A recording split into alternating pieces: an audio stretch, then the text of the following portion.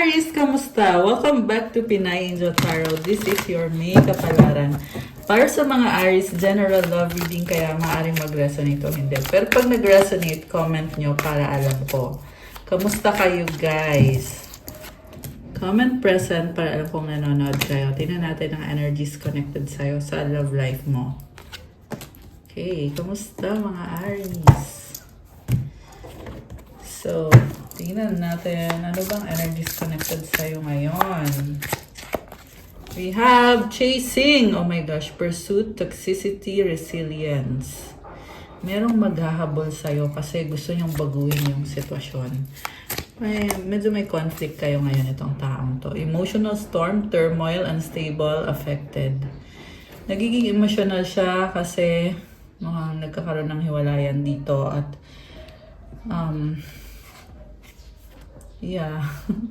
affected. Isa pa ay tumalon. Realization, epiphanies, understandings, awakenings. So, natatauhan ngayon tong taong to. Posible guys na iniwanan mo na to, kaya siya ngayon natatauhan. Ibig sabihin ko hindi mo to, kung hindi ka nagka-conflict, hindi din matatauhan itong taong to sa kung ano man ang mga nangyari dito. Malalaman natin yan in a bit. So, epiphanies, understandings. Okay. Ano pang nangyayari dito? Clarity. Ayun na nga, natatauhan nga. Truth, intentions, honesty. Okay, merong mga sekreto. At natuklasan yung mga sekreto nitong taong to. Confessions, unveiling, coming, clean messages. Nakakaloka. I feel like someone is being unfaithful or nagsinungaling sa'yo itong taong to. Elusive, dishonesty, deception, trickery. So, tinakbuhan ka. Nakakaloka. Sinungaling. Nahuli siya sa kasinungalingan niya. Okay. Very dramatic yung nakikita ko dito. So, from the tarot, yung lumabas ng cards, overall energy mo is the 8 of Wands. Communication. Pwede din tong pagta-travel. Baka may travel ka. Pero ang nakita ko is meron pag-uusap na mangyayari or nangyari. Connected dito sa taong kadil mo. 10 of Wands, 3 of Wands, Ace of Swords, 6 of Wands, and the 6 of Swords. So, burden ka na, nabibigatan ka, at nasistress ka sa taong to kasi mukhang meron siyang mga ibang options. Or, pinagdududahan mo tong taong to. Okay? Masyado kang nagsistress about this person. Siguro kailangan mo, medyo ikalma mo yung sarili mo. At, parang nag-decide ka dito. Nag-decide ka to move on, to surrender, to let go. Okay? Ang dami nang nangyari dito sa connection na to. Pero ngayon natatauhan ka tungkol sa mga ginawa nitong taong to sa'yo, sa mga sikretong itinago niya sa'yo. Okay. So, for a time, binigyan mo pa ng chance tong taong to. Pero ngayon, na-realize mo na it's not worth it. Okay. Tingnan natin, guys. Burden ka na eh. So, ano bang nangyayari dito? Marami na nangyayari dito sa connection na to. Medyo matagal-tagal na din siguro kayo ng taong to. Yung ano masyado kang nagsistress. Also, I see someone controlling. Gusto niyang kontrolin yung connection nyo. Or baka ikaw to. Pwede kasing baliktad eh. Isa sa inyo ay controlling.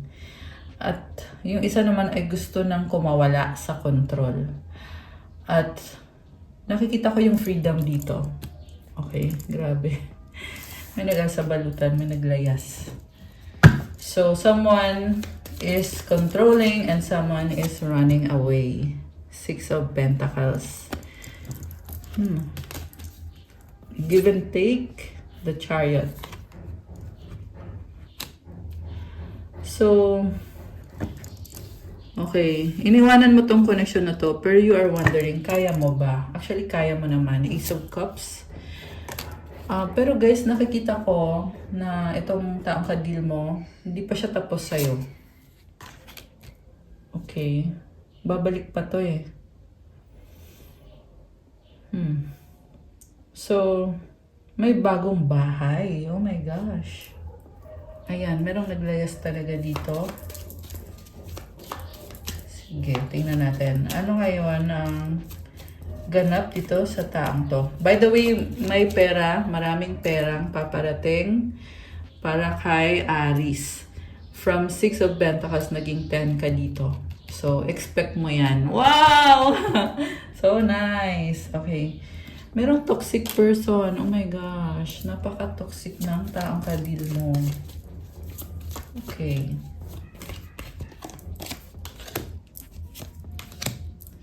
Guys, manloloko.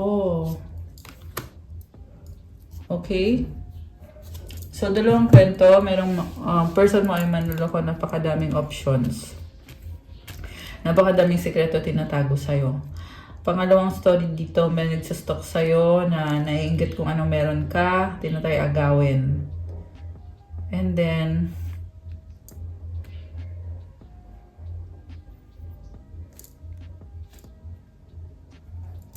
may nagsastalk sa'yo at na-obsess. Nakakaloka. Kasi very mysterious ka sa tingin ng taong to. Yung nga lang, ang heavy ng energy. It's not healthy. 6 of Cups. Nami-miss ka, ang daming memories. Pero, huwag mo nang balikan. Huwag mo nang balikan. Pwede ibang person yon o the same person, binackstab ka. So, napaka-toxic. Cheater. Okay, nag-cheat sa'yo. Sa ngayon siguro hindi nagparamdam ng matagal sa'yo tong taong to at parang pinalabas niya na controlling ka, dominante ka. Yung iba sa inyo may anak na kayo with that person. So, 2 of Pentacles and the 7 of Pentacles. You're very practical at binabalanse mo yung kaperahan mo. Dami mong minamanifest sa money. Actually, lumabas naman dito yung success. So, wala kang masabi in terms of money. You are very, well, successful. Ayan. Meron ka nito, oh. 10 of Pentacles. Okay. So, ano magiging outcome dito sa connection ninyo, connected sa taong toxic na yon na pinili mong talikuran o iwanan? The Sun, magkakaroon ng bagong simula. Okay, the Star. Healing. The Empress. Wow. So, mukhang may anak na kayo. Alam mo, nakikita ko sa'yo, kayang-kaya mo, kahit wala yung taong yan, makakahanap ka pa ng someone else na siseryoso sa'yo. Kasi you have the Empress here, you have the energy of abundance, positivity, wish granted, tsaka mukhang nabibisi kayo sa bahay nyo, guys. So, yung outcome dito, the Empress is about prosperity, abundance. The Magician is also here. You are ready. You are a manifestor. Kumbaga, konting effort mo lang, nakukuha at nakukuha mo kung anong gusto mo mangyari sa buhay mo. Natuto ka na eh, marami kang pinagdaanan, naging matalino ka na. Ito ka ngayon, oh, Queen of Swords. Also, it says na, yun nga, naghiwalay na nga kayo. So, 4 of Pentacles, 5 of Cups. Siyempre, kinakalungkot mo yon na hindi kayo nag-work out. Pero the Strength card is here. Sinasabi dito na you are strong, kinakaya mo, natitiis mo. And hindi mo naman kailangan tiisin kasi ang ganda ng card mo dito, oh, may Empress ka. And you are even physically, you look good, you look beautiful. Ayan, babae ka man o lalaki. So, hindi mo kailangan magtiis. Pero, I feel like yan yung gusto mong gawin sa buhay mo.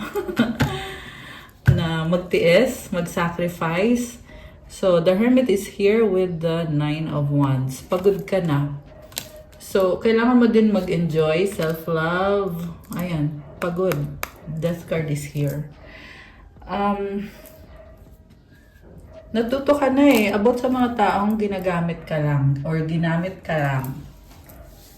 So, with the Death card and the Hermit, nakikita ko sa'yo na you will be better. At the same time guys, nakikita ko dito yung taong naiwan. Natututo siya ng mga lessons niya. Kasi hindi ka na niya, kumbaga nag-iba ka na. Hindi ka na kagaya ng dati. Kaya lumabas tong Death card dito. Na, kasi gusto niya magstay ka eh. Yung nga lang, kukontrolin ka niya. So ngayon nakikita niya hindi ka niya makontrol. Kaya ito nagkaganito itong taong to. Death card. Yung iba sa inyo guys, yung taong kadinyo ay kailangan nyo na talagang layuan. Okay? And siguro nga kaya nga nagkakaganito kasi nilayuan mo na. Comment kayo dyan kung alin kayo doon. Kasi nakikita ko, the moment na nilayuan mo tong taong to, ramdam niya na ang laki mong kawalan sa kanya. Five of Swords and the Queen of Cups. Alam mo, ginamit ka lang talaga, napaka ma-pride. Ikaw naman, nasa process of healing ka. Don't be hard sa sarili mo. Makahanap ka rin ng the one for you. Medyo, ka ngayon, naging pessimistic ka ngayon when it comes to relationships. Okay. Siguro, kailangan mo lang i-process itong breakup na to. You were stabbed in the back eh. So, kailangan mong i-mourn para mag-heal ka. Okay? Nanonood stalking you. Ayan, nagsistalk sa'yo. Yung person na yon, entitled toxic. O, diba? Sabi ko na eh. In a relationship. Strong, mahal pa rin kita. Forever soulmate. So, alam niyo guys, hindi porket soulmate mo yung tao ay magkakatuluyan kayo. Kasi, may mga soulmate na, 12 angel numbers on the screen. May mga soulmate guys na hindi nag-heal at pinili nila yon na ganun na lang sila. So, hayaan mo siya. Decision niya yon. O, di ba flirting, malandi, nakakaloka. So, posible na sa'yo lumalandi. Pwede din yan. May ibang kalandian, di ba? So, iyan din yung kinaka-stress mo eh. Kasi nakikita mo na nag-entertain ng iba. Itong taong to. Nabibigatan ka na. Guilty, nagkamali, you're special. Ito na nga, nare-realize niya yung value mo. Kung kailan iniwanan mo siya. Nare-realize niya na wala kang katulad, special ka. I need help, codependent. So, codependent siya. Hindi niya kinakayang mag-isa, matigas ang ulo, stubborn. Napakadaming kalokohang ginawa. So, wag na. Ayun, sasabihin ko talaga, wag na, Aries. Wag na. Hayaan mo na yung taong yan. Okay? Ano ba kasi nangyayari dito sa taong to? Ba't ganyan siya? Tingnan natin, guys. Ano bang ganap dito sa taong kadil ni Aries? Ba't ganun? I didn't know if my family was going to accept you. I'm only staying here for my kids. Nothing else. I'm making my way out. So, hindi magkasundo yung pamilya, no? And may mga bata, may mga anak. Okay. Twin flames. Oh my gosh. It's your twin flame. So, yeah guys. Kung hindi naman nag-work out, hayaan mo na yung twin flame na yan. Kasi, kailangan mo nang mag-heal at mag-manifest ng better person. Sa pera naman, okay naman. Sobrang ganda yung mga energies when it comes to your finances. I can't stop thinking about you. I'm seeing the synchronicities. It's driving me insane. Kasi nga, may telepathic connection kayo dahil twin flame mo tong taong to or soulmate mo tong taong to. Okay. Keep looking at your pics and not to mention the videos we made. OMG, I will never delete them. So, kung nasa social media ka, sinustok ka, yung mga pictures mo, yung mga videos mo, or kasama mo pa yung taong yan, ayan, tinitingnan niya yan. O, diba? Telepathic communication. I'm going crazy without you. I want to see you so bad. Pero, sorry to say, kasi hindi nag-heal tong taong to. Parang ang narinig ko is panandali ang aliw ang gusto niya. So, they want to spend time with you, tapos wala lang. After that, tatakbuhan ka. You are different from the rest. They didn't mean anything to me. I only want you. Alam naman niya yung value mo eh. Oh my gosh, yes, I was cheating. So, ayan, nagkamali. Nagloko, niloko ka. I want a second chance. Not being with you is killing me. Oh my goodness. So, it's very clear here, guys, na itong taong to ay ang gusto lang niyang mangyari ay magkabalikan kayo. Pero, I will be honest with you. Babalik siya sa'yo, tapos babalik din siya dun sa kabit niya or sa third party niya. Tapos babalik ulit sa'yo. Yan yung nakikita ko sa specific reading na to. Kung sino man itong nasagap natin, comment kayo dyan. Okay? Remember, hindi naman sa lahat magre-resonate ito. Pero yan kasi yung nasagap natin dito ngayon. Pwede kayo mag-avail ng private reading kung gusto nyo na na exclusive sa'yo yung reading. Okay? So, I need you. Okay. Feeling nga ay kailangan ka niya. Kaso lang kailangan din niyang mag-heal. I reread our old conversation. Isip-isip ka. Open your heart. Mukhang nagsara na yung puso mo sa taong to eh. I'm not happy anymore. Okay, hindi ka na happy. Oh my gosh. Teka, nag-flip. I have something to tell you. Oh my goodness. Alam mo, may aaminin siya sa'yo. Kung ano man yung aaminin niya, gagawin niya yan or sasabihin niya yan kasi gusto niya makuha ulit yung tiwala mo, makuha yung loob mo.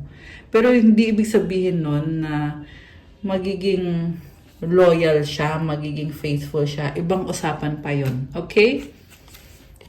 I appreciate you. Biglang na-appreciate ka eh. Open your mind. Sarado daw yung isip mo. Di ba pwedeng natuto lang? I regret what I did. Ayun yun. Nagsisisi. Ang tanong, kaya ba niyang mag-sorry? Kasi, sa totoo lang, dama ko dito, may pride. Itong taong to. Doon hindi lumabas sa cards. Pero mukhang yan yung issue dito. So, ano naman ang mga advice at mga mensahe para sa mga Aries na Earth Angel? We have 444 protection. This is your time to take confidence in all that you pursue. The divine universe is working through you and protecting you. Time has come to allow all the doors of opportunity to welcome you with open arms. I love this, guys. Pagpatuloy ka lang sa lahat ng ginagawa mo at maging confident ka kasi pinuprotektahan ka, tinutulungan ka ni universe at napakadaming opportunities. So, i-grab mo yung mga opportunities. I love it. Okay? Comment, claim protection. Comment 444 to claim this beautiful energy. Affirmation, I feel the loving care of the divine protecting me. I allow myself to pursue growth and opportunity. So, grabe. Sobra kang mahal at damang-dama mo yon na andyan talaga si God para sa'yo. The universe has your back. Isa pa nga. Okay, ang dami ah. Isa lang. Isa lang. Okay, ito. 143 preparation. Life is filled with phases. The whisper is telling you to prepare for the unexpected and allow change to pass through with a sense of peace. Financial and creative changes are upon you. Okay, may mga pagbabago mangyayari sa routine mo, sa kaperahan mo. Pero isa lang daw yan sa mga pagbabago at kailangan mo daw maghanda para sa pagbabago at ikalma mo yung isip mo. You need to have a sense of peace. Affirmation, my dreams and desires are coming to fruition, bringing change that I welcome with an open heart and open mind. I love it. Nangyayari na yung mga pangarap mo. So, i-claim mo na to, guys. Open heart and open mind. Grabe. So, comment 143, comment claim preparation, comment my dreams and desires are coming to fruition, bringing change that I welcome with an open heart and open mind. Okay. So, kuha tayo ng advice. Anong advice for Aries? Advice for Aries.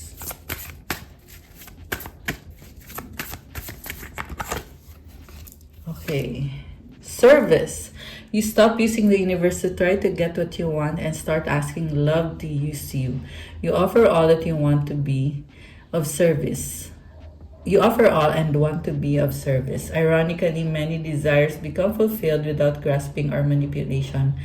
Alam mo, napakamatulungin mo, kaya binibiyayaan ka din. Kahit hindi mo na hilingin, kusa na lang dumadating yung blessings. Grabe.